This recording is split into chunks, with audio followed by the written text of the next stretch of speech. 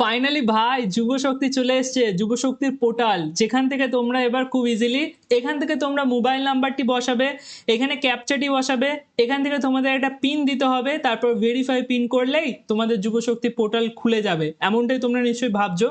তোমাদের মাথায় একটুখানি কমন সেন্স নেই যে এখনো পর্যন্ত যুব শক্তি রিলেটেড কোনো রকমের অফিসিয়াল নোটিফিকেশন বেরোয়নি, কোনো রকমের ঘোষণা তোমরা শুনেছো? কোনো রকমের ঘোষণা বেরোয় না, ডেট অ্যানাউন্স হয়েছে কবে থেকে কত অবধি হবে, কি কি যোগ্যতা লাগবে, সমস্ত কিছু রিলেটেড যে একটা নোটিফিকেশন বেরোয় সেটা কিন্তু এখনো পাবলিশ হয়নি। যারা যারা এরকম টাইপের ভিডিও করছে অ্যাকচুয়ালি তারা পুরোপুরি ফেক ভিডিও করছে, অথবা যারা আগের যে প্রকল্পটা ছিল, যে আগের প্রকল্পটা যুব সাথী, সেটা নিয়েই ভিডিও তৈরি করে ছেড়ে দিচ্ছে। খুব ইজিলি তারা তোমাদেরকে ম্যানিপুলেট করছে। কিভাবে করছে আমি তোমাদের সেটাও দেখিয়ে দিচ্ছি, তবে এটা এডুকেশন পারপাসের জন্য, কেউ এটার মিস ইউজ করবে না। যে কোনো ওয়েব পেজের মধ্যে যদি তোমরা কোনো টেক্সট চেঞ্জ করতে চাও, রাইট ক্লিক করবে, এখান থেকে দেখো ইন্সপেক্ট বলে একটা অপশন থাকবে। এই ইন্সপেক্ট অপশনটা যখনই তোমরা ক্লিক করবে তখন দেখবে এখানে একটা সাইডে পেজ খুলে যাবে। এখানে দেখো আমার এই যে সেম টেক্সটটা এখানে দেখাচ্ছে। এবার আমি যদি যে কোনো অন্য টেক্সট যদি আমি এখানে এসে পেস্ট করে দিই, যেমন ধরে নাও আমি এখানে শক্তিটাকে কেটে এখান থেকে ভারত বসিয়ে দিচ্ছি, দেখো ক্লিক করছি বাইরে, দেখো এখান থেকে ভারত চলে এসছে। তো এরকম ভাবে তারা তোমাদের ম্যানিপুলেট করছে। তোমরা এই সমস্ত ভিডিও থেকে দূরে থাকবে।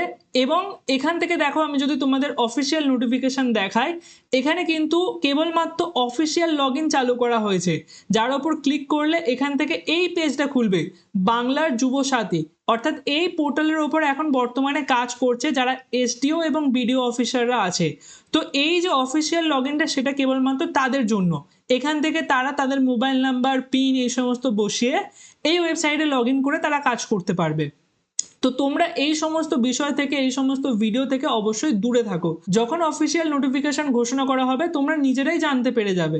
তো ফালতু এক্সট্রা করে লাফালাফি করো না, বা অন্য কোনো ভিডিও দেখে নিজের যে পার্সোনাল ইনফরমেশন আছে কোনো ওয়েবসাইটে শেয়ার করো না। তাহলে কি হবে, তোমাদের পার্সোনাল ডাটাই যাবে, এবং যারা এই ডাটাগুলো নেবে তারা কিন্তু তোমাদের ডাটার মিস ইউজ করতে পারে, কারণ এগুলো সবার প্রাইভেট ডাটা। তো এই সমস্ত বিষয় থেকে তোমরা সতর্ক থাকো। এখন কিছু জেনুইন যেগুলো ডাউট তোমাদের আসছে সেগুলো আমি তোমাদের এক এক করে আলোচনা করে দিচ্ছি। যেমন সব থেকে প্রথম যে ডাউটটা আসছে সেটা হচ্ছে যে কবে থেকে চালু হবে। অফিসিয়াল নোটিফিকেশন ঘোষণা হয়নি, ধরা হচ্ছে অক্টোবর থেকে চালু হবে। আমি এই রিলেটেড অলরেডি একটা ভিডিও করে দিয়েছি। এবং কি কি ডকুমেন্ট রেডি রাখবে, তো সেগুলো অফিসিয়াল নোটিফিকেশনেই ঘোষণা হবে। অনেকে বলছে এই লাগবে, অনেকে বলছে ওই লাগবে, কোনো কিছুতে তোমরা কান দিও না। চূড়ান্ত সিদ্ধান্ত কিন্তু যে অফিসিয়াল নোটিফিকেশন ঘোষণা হবে সেখানেই বলে দেওয়া হবে কি কি ডকুমেন্ট লাগবে, কবে থেকে কত অবধি চলবে, এই সমস্ত কিছু। আচ্ছা, দ্বিতীয় যে প্রশ্নটা সবার মনে আসছে, যে যদি ধরুন বাড়িতে কেউ যোজনা পাচ্ছে আগে থেকে, যেমন অন্নপূর্ণা ভান্ডার বা অন্য কোনো প্রকল্প পাচ্ছে, তো তারা কি এই যুব শক্তির জন্য অ্যাপ্লাই করতে পারবে? অবশ্যই পারবে। দেখুন, এক একটা ইন্ডিভিজুয়ালের জন্য এই সমস্ত প্রকল্পগুলো চালু করা হচ্ছে।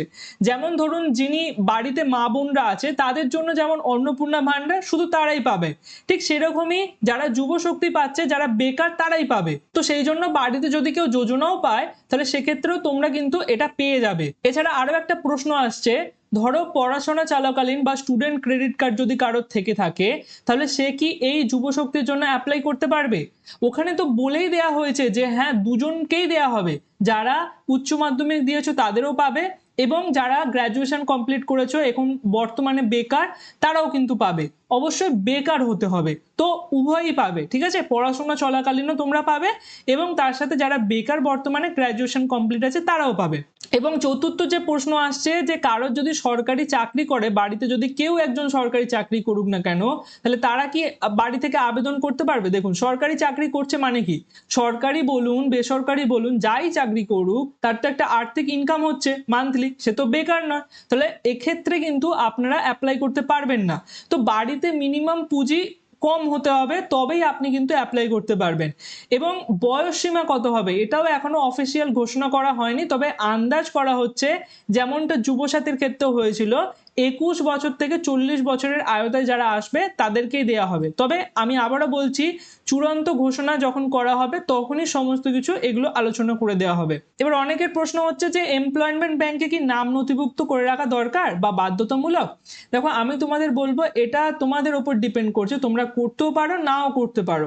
এটা জাস্ট একটা সরকারের প্রতিষ্ঠান, যেখানে তোমরা যদি নাম নথিভুক্ত করে রাখো তাহলে এটা প্রমাণ হচ্ছে যে তোমরা বর্তমানে বেকার এবং তোমরা চাকরির খোঁজ করছো, ঠিক আছে? তো এতে করে কি হবে, যেমন যুবসাথীর ক্ষেত্রে এই এমপ্লয়মেন্ট ব্যাংকে নাম রেজিস্টার করাটা বাধ্যতামূলক ছিল, তো সেরকমই এখানেও হয়তো হতে পারে বাধ্যতামূলক, তবে এটাও একদম অফিসিয়াল যে নোটিফিকেশন আসবে সেখানেই ঘোষণা করা হবে। এরপর হচ্ছে 7 নম্বর, যে আবেদন করার পর টাকা কিভাবে অ্যাকাউন্টে আসবে। অবশ্যই এটা ডিবিটি লিঙ্কের থ্রুই আসবে, মানে যেরকম অন্নপূর্ণা ভান্ডারের ক্ষেত্রে হচ্ছিল ডিবিটি লিঙ্কের থ্রু টাকা পাঠানো হচ্ছে, ঠিক একই এটাও কিন্তু একই কনসেপ্টে যাবে। তো তোমরা যদি ডিবিটি লিঙ্ক না করা থাকে ওটাকে করে নিতে পারো। এবং যেটা 8 নম্বর প্রশ্ন হচ্ছে যে ফর্ম ফিল আপ কি অনলাইন অফলাইন দুটোতেই হবে?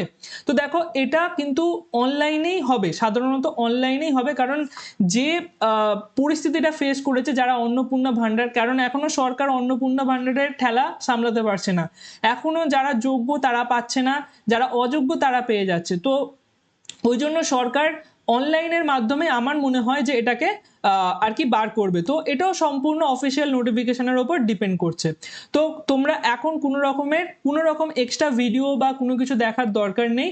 অবশ্যই তোমরা খবরের চ্যানেলগুলোতে চোখ রাখতে পারো, কিংবা আমাদের মতন ইউটিউব চ্যানেলগুলোতে চোখ রাখতে পারো, যেখানে আমরা যদি কোনো রকমের ঘোষণা হয় সবার আগে তোমাদের জানিয়ে দেবো, ঠিক আছে? তো খুবই কেয়ারফুল থাকো ফেক ভিডিও থেকে, এবং নিজেদের পার্সোনাল ডাটা কোনো রকম কোনো ওয়েবসাইটে তোমরা কিন্তু দিও না। তো দেখা হচ্ছে পরবর্তী কোনো আপডেটের ভিডিওতে, ততক্ষণের জন্য ভালো থাকবে এবং সতর্ক থাকবে।